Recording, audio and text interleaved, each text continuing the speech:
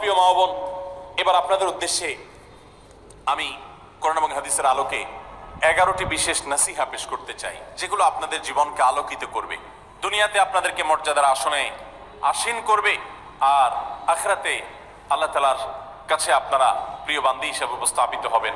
আল্লাহর কাছে আল্লাহর প্রিয় বান্দী হিসেবে উপস্থাপিত হয়ে জান্নাত লাভ করতে পারবেন। এরকম 11টি পরামর্শ বা নাসিহা আপনাদের প্রতি আমার। নাম্বার 1, কোরআন এবং হাদিসের জ্ঞান অর্জন করা।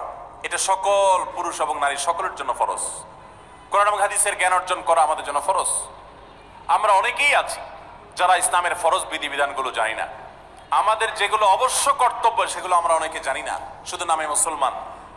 গতানুগতিক কিছু কাজ করি, হাতে গোনা কিছু ইসলামের নামে কাজ করি, বাস মনে করেছি আমি মুসলমান হয়েছি। আপনাকে ঈমান সম্পর্কে জানতে হবে। আপনার ঈমান কিভাবে আনতে হবে, কি কোন কোন বিষয়ের প্রতি বিশ্বাস থাকতে হবে, কি বিশ্বাস থাকতে হবে, আল্লাহ সম্পর্কে বিশ্বাস থাকতে হবে। ঈমান সম্পর্কে অনেক ভুল ধারণা আমাদের আছে।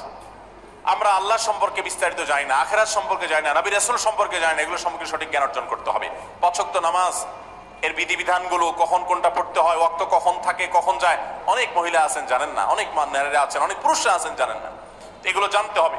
ইসলামকে জানাটা অনেক গুরুত্বপূর্ণ। আর জানার জন্য কোরআনে কারীম বুঝে পড়বেন, হাদিস বুঝে পড়বেন, মাসলা মাসাইলের বই পুস্তক বুঝে পড়বেন ওলামাদের তত্ত্বাবধানে থেকে, এবং কোরআন এবং হাদিস শেখার যত ভালো আয়োজন উদ্যোগ আছে সেগুলোতে শামিল হবেন, জ্ঞান অর্জন করবেন।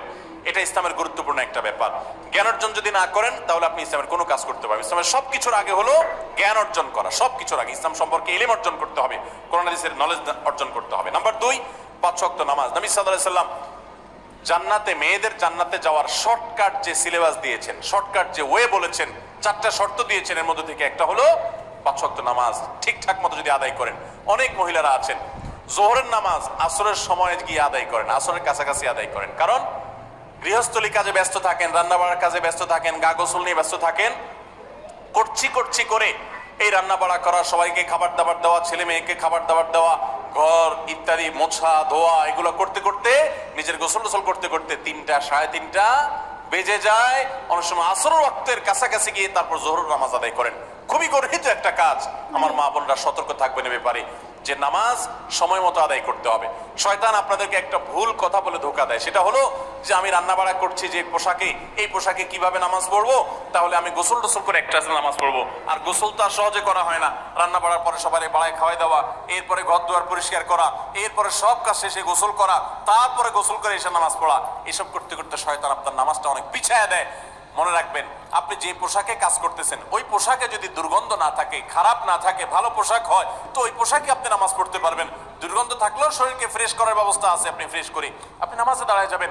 এরপর নামাজ পড়ে বাকি কাজ করবেন। নামাজকে বলবেন না যে আমার অনেক কাজ আছে, এগুলো শেষ করে নামাজ পড়বো।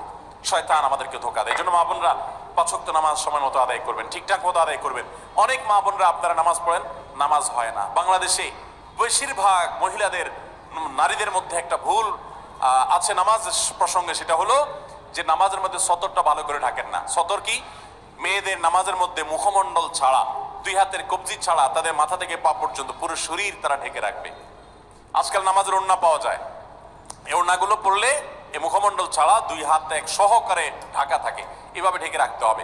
আপনি যদি নামাজ পড়েন, আপনার গলা দেখা যায়, আপনার কাঁধের কিছু অংশ দেখা যায়, চুল দেখা যায়, আপনার হাতের কনুই দেখা যায়, তাহলে সেক্ষেত্রে কিন্তু আপনার নামাজ হবে না।